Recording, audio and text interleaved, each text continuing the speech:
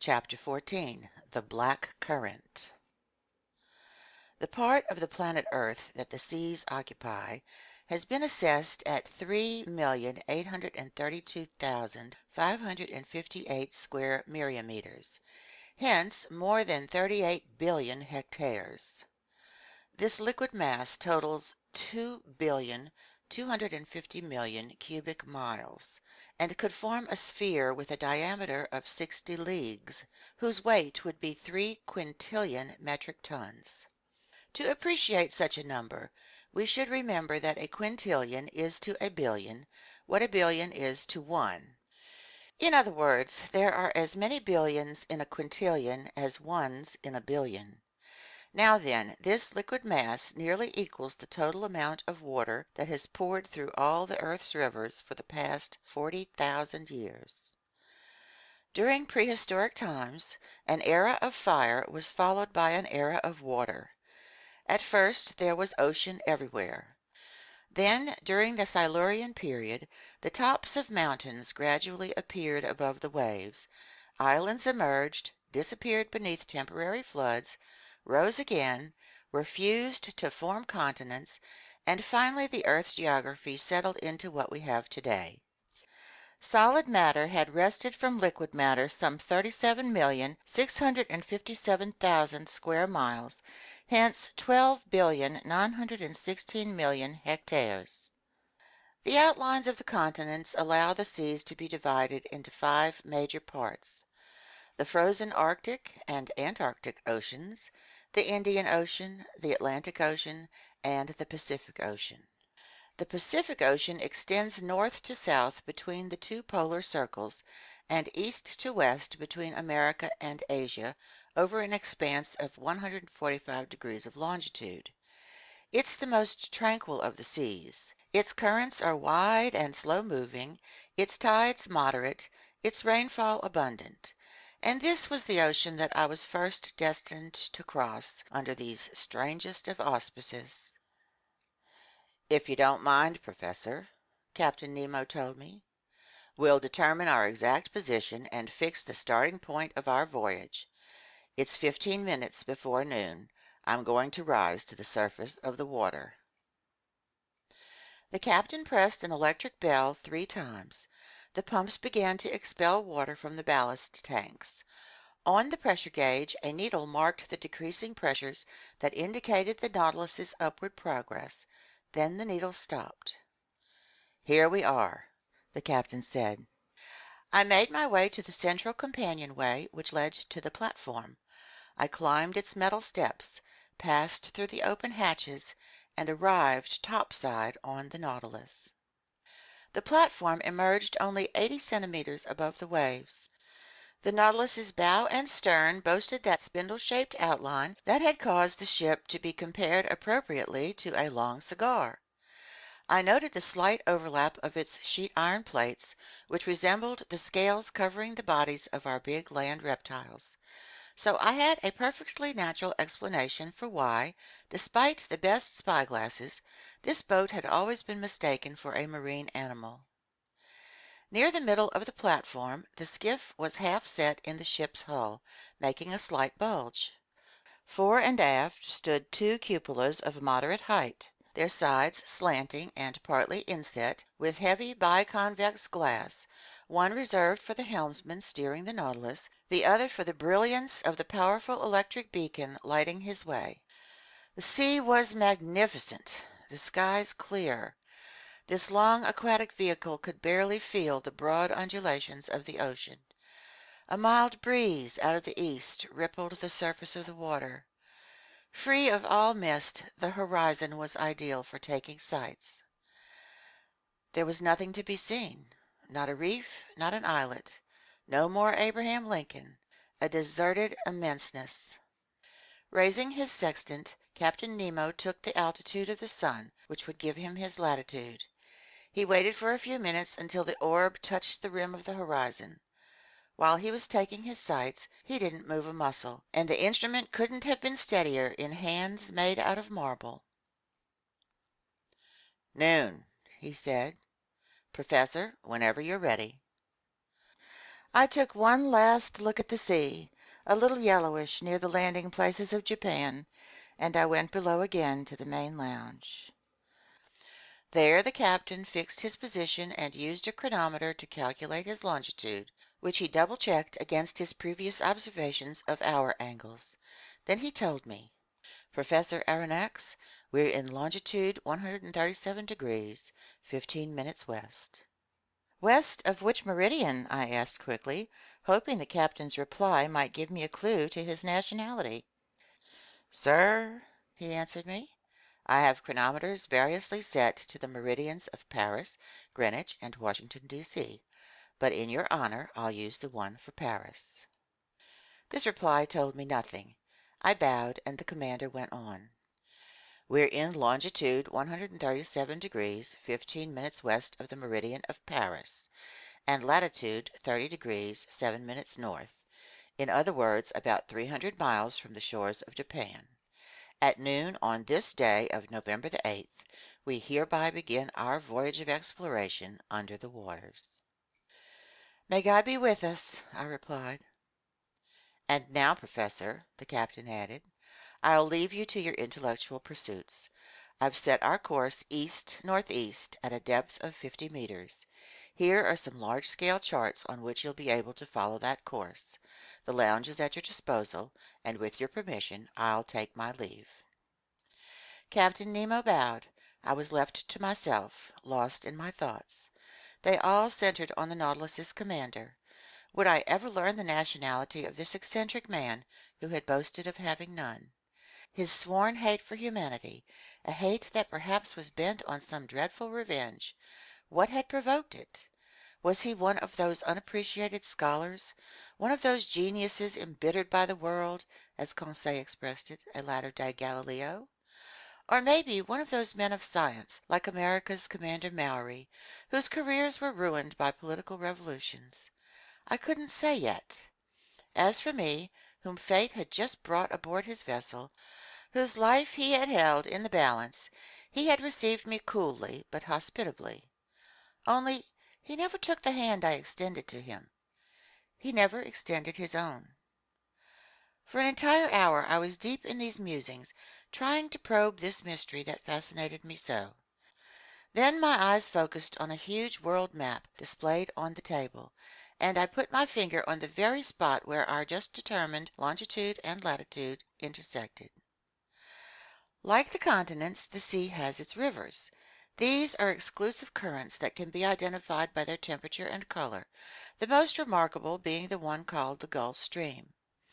Science has defined the global paths of 5 chief currents, one in the North Atlantic, a second in the South Atlantic, a third in the North Pacific, a fourth in the South Pacific, and a fifth in the Southern Indian Ocean. Also, it's likely that a sixth current used to exist in the Northern Indian Ocean, when the Caspian and Aral Seas joined up with certain large Asian lakes to form a single uniform expanse of water. Now then, at the spot indicated on the world map, one of these sea-going rivers was rolling by, the Kuroshio of the Japanese, the Black Current. Heated by perpendicular rays from the tropical sun, it leaves the Bay of Bengal, crosses the Strait of Malacca, goes up the shores of Asia, and curves into the North Pacific as far as the Aleutian Islands, carrying along trunks of camphor trees and other local items, the pure indigo of its warm waters sharply contrasting with the ocean's waves. It was this current the Nautilus was about to cross. I watched it on the map with my eyes. I saw it lose itself in the immenseness of the Pacific, and I felt myself swept along with it, when Ned Land and Conseil appeared in the lounge doorway. My 2 gallant companions stood petrified at the sight of the wonders on display. "Where are we?" the Canadian exclaimed. "In the Quebec Museum?" "Begging master's pardon," Conseil answered, "but this seems more like the Sommerard Artifacts exhibition." "My friends," I replied, signaling them to enter, "you're in neither Canada nor France, but securely aboard the Nautilus, 50 meters below sea level." "If master says so, then so be it," Conseil answered. But in all honesty, this lounge is enough to astonish even someone Flemish like myself. Indulge your astonishment, my friend, and have a look, because there's plenty of work here for a classifier of your talents. Conseil needed no encouraging. Bending over the glass cases, the gallant lad was already muttering choice words from the naturalist's vocabulary. Class, Gastropoda. Family, Bucinoidea. Genus, Cowrie. Species, Cyprea madagascariensis, etc. Meanwhile, Ned Land, less dedicated to conchology, questioned me about my interview with Captain Nemo. Had I discovered who he was, where he came from, where he was heading, how deep he was taking us? In short, 1,000 questions I had no time to answer. I told him everything I knew, or rather everything I didn't know, and I asked him what he had seen or heard on his part. "Haven't seen or heard a thing," the Canadian replied. "I haven't even spotted the crew of this boat. By any chance, could they be electric too?" "Electric?" "Oh, egods, I'm half tempted to believe it. But back to you, Professor Aronnax," Ned Land said, still hanging on to his ideas. "Can't you tell me how many men are on board? 10, 20, 50, 100?" "I'm unable to answer you, Mr. Land. And trust me on this, for the time being, get rid of these notions of taking over the Nautilus or escaping from it. This boat is a masterpiece of modern technology, and I'd be sorry to have missed it. Many people would welcome the circumstances that have been handed us, just to walk in the midst of these wonders. So keep calm, and let's see what's happening around us." "See!" the harpooner exclaimed. "There's nothing to see, nothing we'll ever see from this sheet-iron prison. We're simply running around blindfolded." Ned Land was just pronouncing these last words when we were suddenly plunged into darkness, utter darkness. The ceiling lights went out so quickly my eyes literally ached, just as if we had experienced the opposite sensation of going from the deepest gloom to the brightest sunlight. We stood stock still, not knowing what surprise was waiting for us, whether pleasant or unpleasant. But a sliding sound became audible. You could tell that some panels were shifting over the Nautilus's sides. "It's the beginning of the end," Ned Land said. "Order Hydromedusa," Conseil muttered. Suddenly, through two oblong openings, daylight appeared on both sides of the lounge. The liquid masses came into view, brightly lit by the ship's electric outpourings. We were separated from the sea by two panes of glass. Initially, I shuddered at the thought that these fragile partitions could break. But strong copper bands secured them, giving them nearly infinite resistance. The sea was clearly visible for a 1-mile radius around the Nautilus. What a sight! What pen could describe it? Who could portray the effects of this light through these translucent sheets of water, the subtlety of its progressive shadings into the ocean's upper and lower strata? The transparency of salt water has long been recognized. Its clarity is believed to exceed that of spring water. The mineral and organic substances it holds in suspension actually increase its translucency. In certain parts of the Caribbean Sea, you could see the sandy bottom with startling distinctiveness as deep as 145 meters down, and the penetrating power of the sun's rays seems to give out only at a depth of 300 meters. But in this fluid setting traveled by the Nautilus, our electric glow was being generated in the very heart of the waves. It was no longer illuminated water.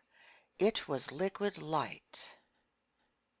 If we accept the hypothesis of the microbiologist Ehrenberg, who believes these underwater depths are lit up by phosphorescent organisms, Nature has certainly saved one of her most prodigious sights for the residents of the sea. And I could judge for myself from the thousand-fold play of the light. On both sides I had windows opening over these unexplored depths. The darkness in the lounge enhanced the brightness outside, and we stared as if this clear glass were the window of an immense aquarium. The Nautilus seemed to be standing still. This was due to the lack of landmarks. But streaks of water, parted by the ship's spur, sometimes threaded before our eyes with extraordinary speed. In wonderment, we leaned on our elbows before these show windows, and our stunned silence remained unbroken until Conseil said, "You wanted to see something, Ned, my friend. Well, now you have something to see." "How unusual!" the Canadian put in, setting aside his tantrums and getaway schemes while submitting to this irresistible allure. "A man would have to go an even greater distance just to stare at such a sight." "Ah!" I exclaimed, "I see our captain's way of life. He's found himself a separate world that saves its most astonishing wonders just for him." "But where are the fish?" the Canadian ventured to observe. "I don't see any fish." "Why would you care, Ned, my friend?" Conseil replied, "since you have no knowledge of them." "Me, a fisherman?" Ned Land exclaimed. And on this subject a dispute arose between the two friends, since both were knowledgeable about fish, but from totally different standpoints. Everyone knows that fish make up the fourth and last class in the vertebrate branch. They have been quite aptly defined as, "cold-blooded vertebrates with a double circulatory system, breathing through gills, and designed to live in the water." They consist of two distinct series: the series of bony fish, in other words, those whose spines have vertebra made of bone, and cartilaginous fish, in other words, those whose spines have vertebra made of cartilage. Possibly the Canadian was familiar with this distinction, but Conseil knew far more about it, and since he and Ned were now fast friends, he just had to show off. So he told the harpooner, "Ned, my friend, you're a slayer of fish, a highly skilled fisherman. You've caught a large number of these fascinating animals, but I'll bet you don't know how they're classified." "Sure I do," the harpooner replied in all seriousness. "They're classified into fish we eat and fish we don't eat." "Spoken like a true glutton," Conseil replied. "But tell me, are you familiar with the differences between bony fish and cartilaginous fish?" "Just maybe, Conseil." "And how about the subdivisions of these two large classes?" "I haven't the foggiest notion," the Canadian replied. "All right, listen and learn, Ned, my friend. Bony fish are subdivided into 6 orders. Primo, the acanthopterygians, whose upper jaw is fully formed and free-moving, and whose gills take the shape of a comb. This order consists of 15 families, in other words, 3/4 of all known fish. Example, the common perch." "Pretty fair eating," Ned Land replied. "Segundo," Conseil went on, "the abdominals, whose pelvic fins hang under the abdomen to the rear of the pectorals, but aren't attached to the shoulder bone. An order that's divided into 5 families and makes up the great majority of freshwater fish. Examples, carp, pike." "Ugh!" the Canadian put in with distinct scorn. "You can keep the freshwater fish." "Tertio," Conseil said, "the Sabrachians, whose pelvic fins are attached under the pectorals and hang directly from the shoulder bone.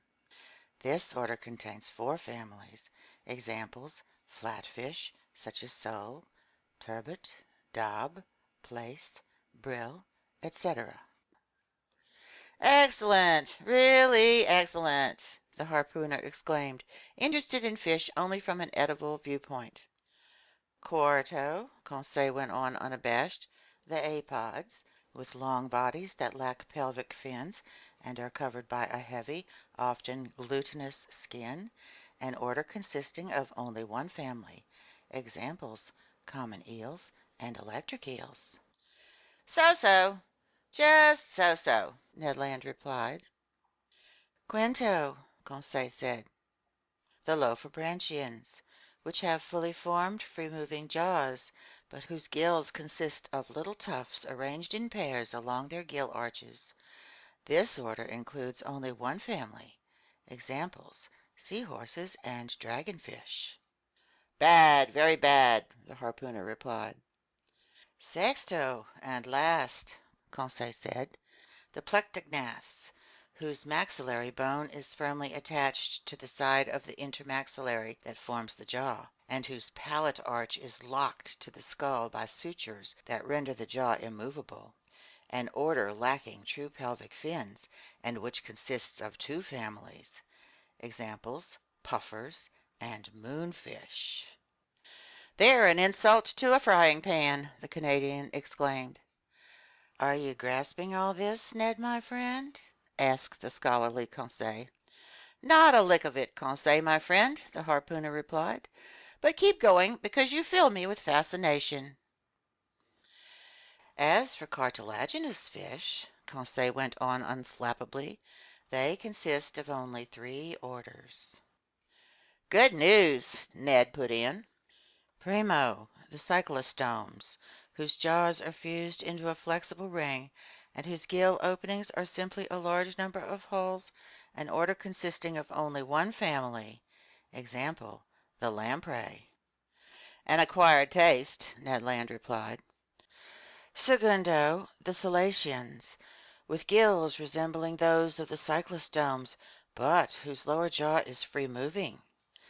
This order, which is the most important in the class, consists of two families. Examples, the ray and the shark. "What!" Ned Land exclaimed.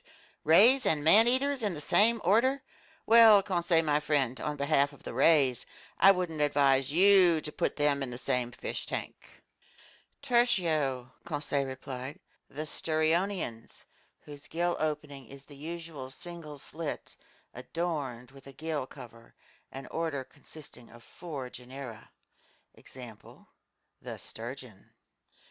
"Ah, Conseil, my friend, you saved the best for last, in my opinion, anyhow. And that's all of 'em?" "Yes, my gallant Ned," Conseil replied, "and note well, even when one has grasped all this, one still knows next to nothing, because these families are subdivided into genera, subgenera, species, varieties."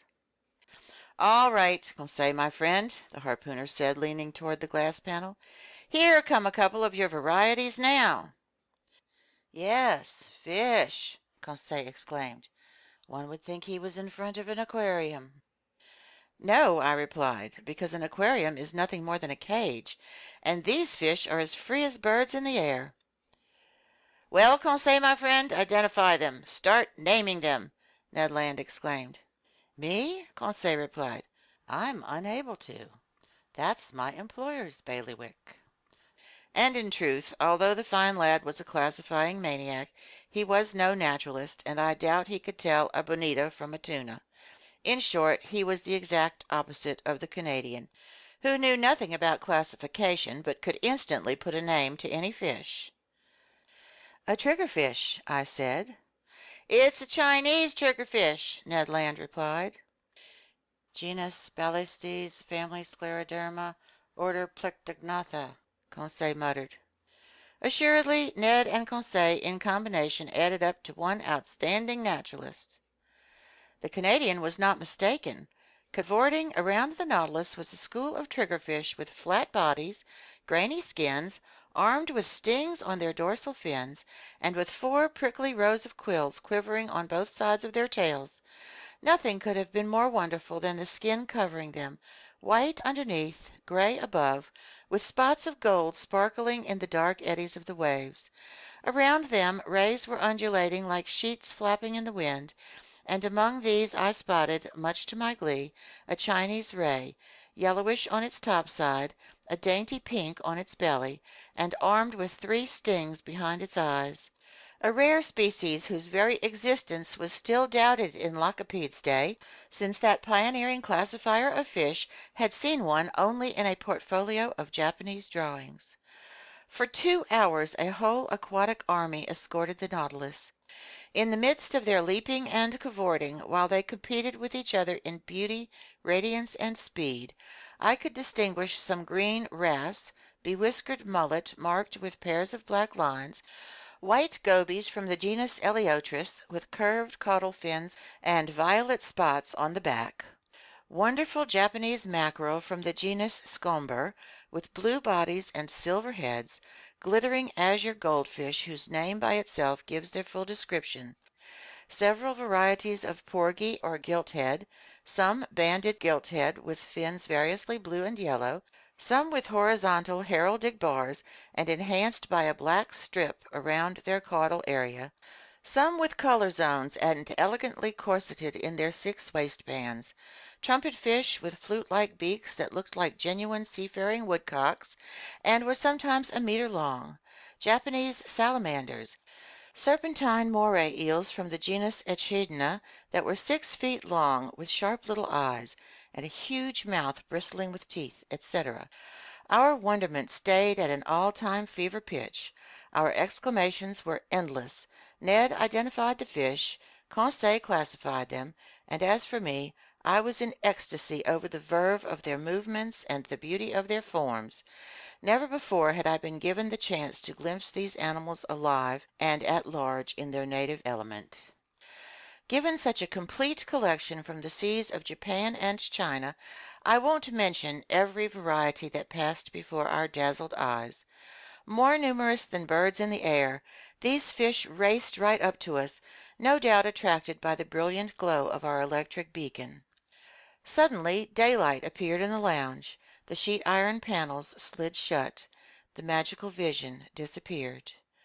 But for a good while I kept dreaming away until the moment my eyes focused on the instruments hanging on the wall. The compass still showed our heading as east-northeast. The pressure gauge indicated a pressure of 5 atmospheres, corresponding to a depth of 50 meters, and the electric log gave our speed as 15 miles per hour. I waited for Captain Nemo, but he didn't appear. The clock marked the hour of 5. Ned Land and Conseil returned to their cabin. As for me, I repaired to my stateroom. There I found dinner ready for me.